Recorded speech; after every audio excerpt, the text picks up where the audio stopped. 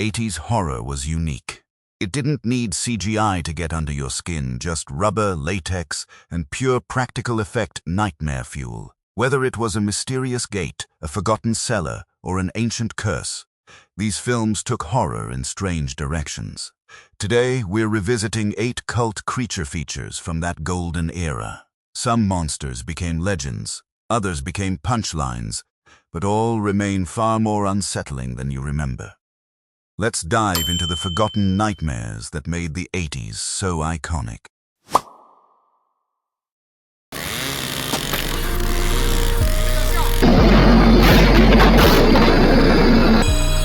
Sinukmaan ka sa fasa?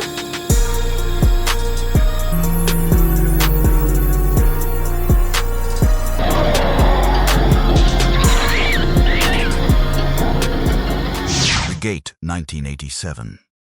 We're kicking off this creature feature countdown with the strongest entry on the list, and it's a film that proves you don't need an R rating to deliver genuinely nightmarish horror. The Gate follows Glenn, a suburban kid who, along with his best friend Terry and his older sister Al, accidentally digs up a geode in his backyard that turns out to be a literal doorway to hell. As the kids experiment with a mysterious hole left behind by an uprooted tree, they inadvertently unleash a swarm of tiny demons and set into motion a summoning that threatens to pull their entire world into a nightmarish dimension. What makes The Gate stand out so dramatically from the rest of this list is the sheer craftsmanship on display. This is stop-motion and practical effects filmmaking at its most inventive. The tiny demons crawling through the house, the horrifying visions glimpsed through the gate itself, and the film's climactic full-size demon are all achieved through techniques that have aged remarkably well, precisely because they're tactile and physical rather than reliant on technology that dates quickly. Beyond the effects, the film also succeeds as a genuine coming-of-age story, grounding its horror in relatable childhood anxieties about parental absence, growing up, and losing control of situations kids don't fully understand. It's a rare horror film that works as both a legitimately effective scare machine and a heartfelt story about childhood friendship. And that combination is exactly why The Gate has earned its reputation as one of the finest practical effects showcases of the entire decade. It's the film every other entry on this list is measured against. Let's move to a creature feature that proves low budgets don't have to mean low ambition.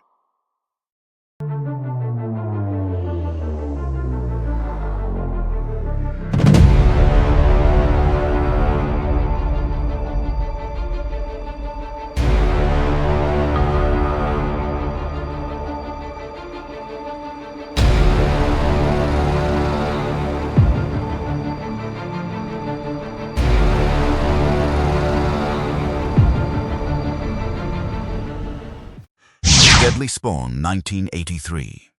The Deadly Spawn is proof that genuine creativity can overcome even the most microscopic of budgets, and it's earned its cult reputation almost entirely on the strength of its central monster.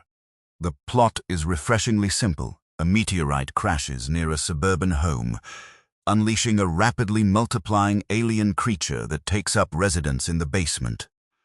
Picking off family members and visiting relatives one by one as a group of kids upstairs remain largely oblivious to the carnage happening just below their feet. What elevates The Deadly Spawn above countless other low-budget creature features of the era is the sheer inventiveness of its monster design. The alien itself, a writhing mass of tentacled, toothy heads, is genuinely unsettling, brought to life through practical effects that punch well above the film's shoestring budget. The film also doesn't shy away from graphic violence, delivering gore that feels shocking even by 80s horror standards. And there's a gleeful, unpretentious energy to the filmmaking that suggests everyone involved understood exactly what kind of movie they were making and leaned into it fully.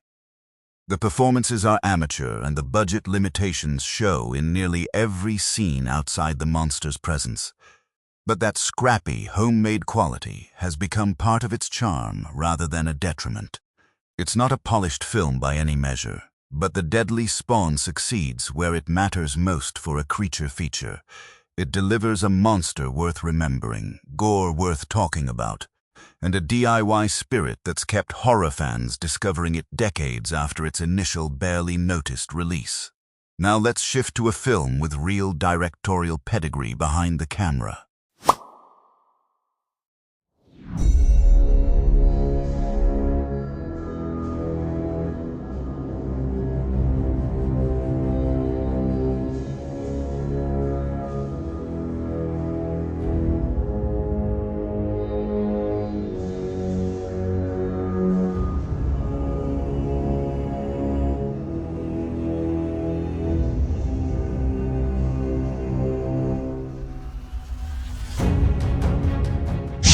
Deadly Blessing, 1981. Deadly Blessing carries a notable pedigree that sets it apart from most of this list. It's an early directorial effort from Wes Craven, made between The Hills Have Eyes and his eventual genre-defining work on A Nightmare on Elm Street. The film follows Martha, a young woman living on a farm bordering a strict, isolationist religious community called the Hittites, who becomes the target of escalating threats and violence after her husband dies under mysterious circumstances. As Martha and her friends investigate, the film weaves together religious paranoia, small-town suspicion, and a killer whose identity remains genuinely uncertain until its final act. What makes Deadly Blessing worth including here is Craven's clear command of atmosphere, even in this comparatively minor entry in his filmography. The isolated farmland setting is used effectively to create a sense of claustrophobic dread. The tension between the Hittite community and the outside world adds a layer of social unease beneath the horror elements. And the film features an early performance from a young Sharon Stone in one of her first notable roles. The mystery elements are handled with reasonable craft, keeping the killer's identity ambiguous enough to sustain tension throughout. Where the film stumbles is in its final act, which introduces a supernatural twist that feels tonally disconnected from the grounded, paranoia-driven horror that preceded it, a choice that's divided fans and critics for decades. Still, for a film made relatively early in Craven's career, Deadly Blessing shows real directorial instincts, even if the overall package doesn't quite reach the heights of his later, more iconic work. From religious paranoia, we're moving into horror comedy territory next.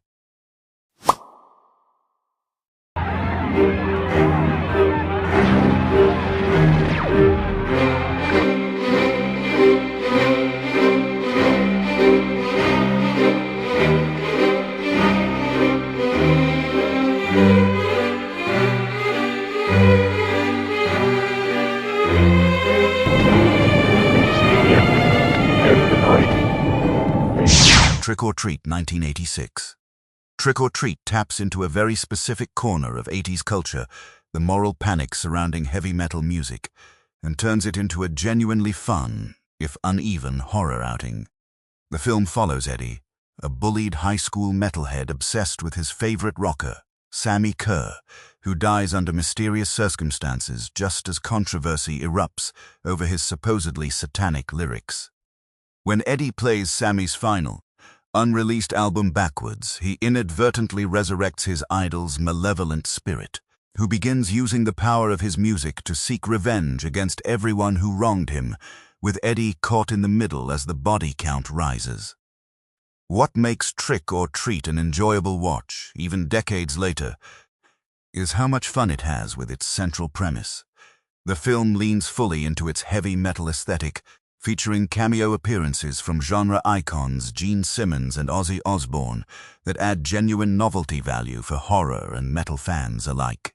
Sammy Kerr makes for a memorably theatrical villain, tearing through his revenge plot with an over-the-top energy that matches the film's satirical take on 80s backwoods masking paranoia. There's a self-aware charm to how the film pokes fun at the era's moral panic while still delivering competent slasher-adjacent kills. The film's weaknesses come mostly from budget and pacing. Some effects sequences haven't aged particularly well, and the middle stretch loses momentum before the concert-set climax reignites the energy. But as a horror comedy hybrid steeped in a very specific slice of 80s subculture, Trick or Treat remains a genuinely entertaining cult curiosity. Now let's talk about a film more famous for its marketing than its content.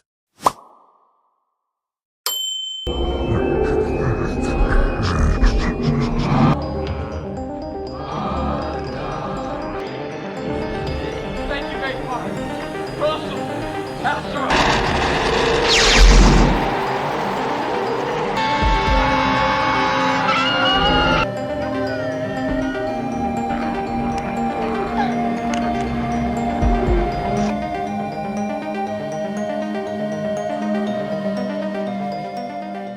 Ghoulies, 1985.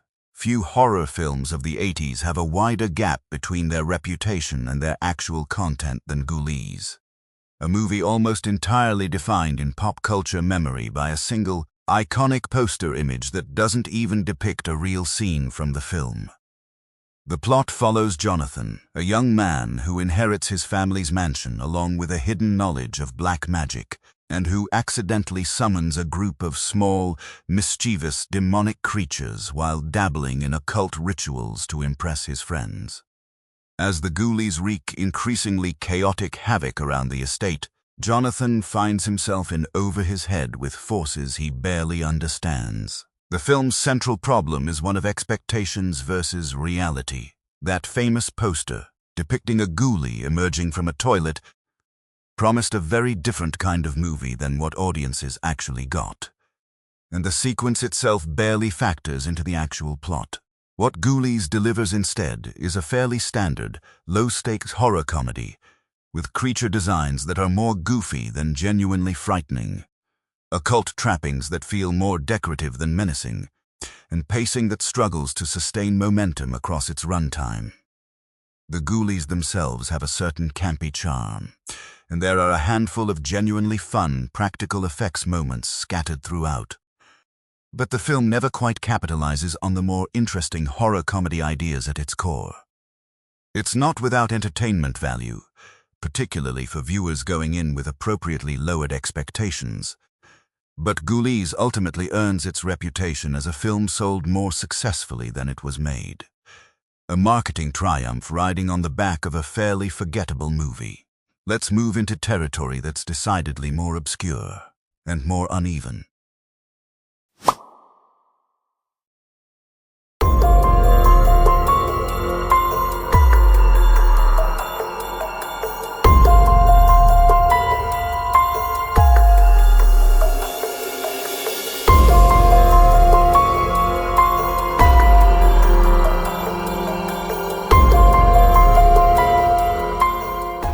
Cellar Dweller, 1988. Cellar Dweller is a distinctly Empire Pictures production, and if you're familiar with that studio's late 80s output, you already know roughly what to expect. Modest budgets, enthusiastic practical effects, and a plot that exists mainly to string together creature attack sequences. The film follows Whitney, a young horror comic book artist who moves into the former estate of a deceased horror writer whose own comic creation, a demonic creature called the Cellar Dweller, supposedly came to life decades earlier and killed him. When Whitney accidentally recreates the ritual that first summoned the creature, art imitates life in the most literal and dangerous way possible. The film's strongest asset is its practical creature design. The Cellar Dweller itself is a reasonably effective, gremlin-like monster brought to life through stop-motion and puppetry that, while clearly limited by budget, has a tactile creepiness that CGI creatures of later decades often lack. There's also a certain meta-appeal to the comic book artist premise, playing with the idea of creative work taking on a dangerous life of its own, though the film never fully explores that concept with the depth it could support. Where Cellar Dweller falls short is nearly everywhere else. The pacing is sluggish between creature appearances. The human characters are thin, and the plot mechanics feel more like connective tissue between effects sequences than a story worth investing in on its own terms. It's a film that exists comfortably in the for genre completionists only category. Worth a watch for practical effects enthusiasts and Empire Pictures loyalists, but unlikely to win over casual horror fans looking for a genuinely compelling story. We're nearing the bottom of the list now, starting with a film that's more forgettable than outright bad.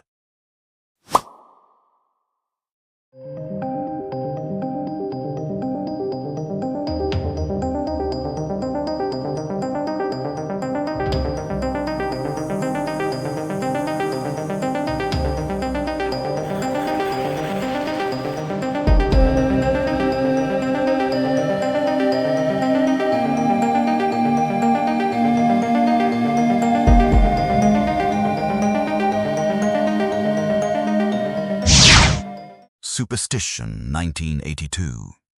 Superstition is the kind of film that tends to slip through the cracks of 80s horror discussions entirely, and after watching it, it's not hard to understand why.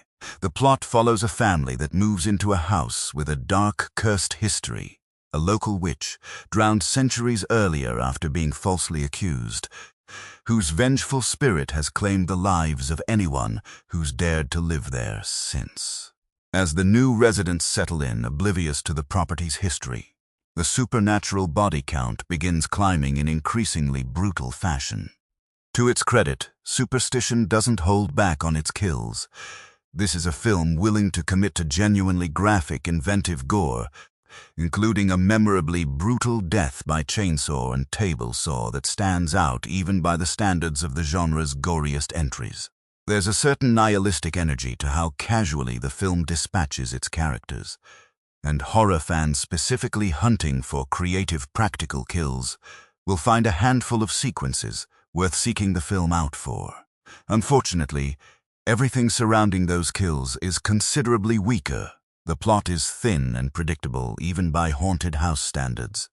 The pacing between death sequences drags noticeably, and the characters are so underdeveloped that it's difficult to feel any real investment in who survives.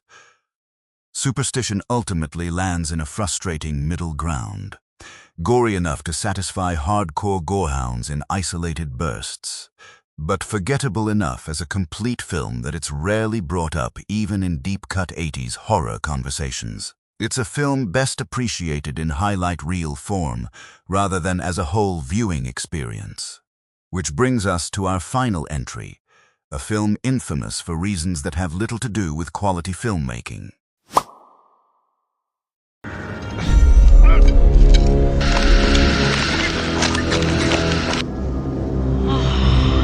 I don't know.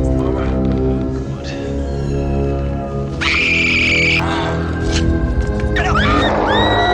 Get out! I can kill.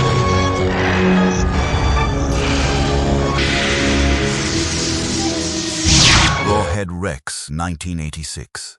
We're closing out this list with a film that carries a genuinely respectable pedigree on paper, based on a short story by horror legend Clive Barker, who also wrote the screenplay, and yet stands as a cautionary tale about how badly an adaptation can go wrong in execution. Rawhead Rex follows an ancient, monstrous entity accidentally unearthed from a field in rural Ireland, who proceeds to rampage across the countryside, while a photographer researching local folklore uncovers the creature's connection to pagan mythology and ancient rites that might be the only way to stop it. The core problem, and the reason this film has become something of a punchline in horror circles, comes down to a single unavoidable issue: the monster itself. Rawhead Rex is meant to be a towering, primal force of ancient evil, but the practical costume brought to screen looks far closer to a man in a rubber suit with an exaggerated, almost cartoonish face than anything genuinely threatening. And once you see it clearly, which the film does far too often and far too brightly lit, it's difficult to take any scene involving the creature seriously. Barker himself has been vocal over the years about his dissatisfaction with how the adaptation turned out, distancing himself from the final product despite having penned the source material and screenplay. Beyond the monster, the film also suffers from flat pacing, underwritten characters, and folklore elements that feel more confusing than mythic.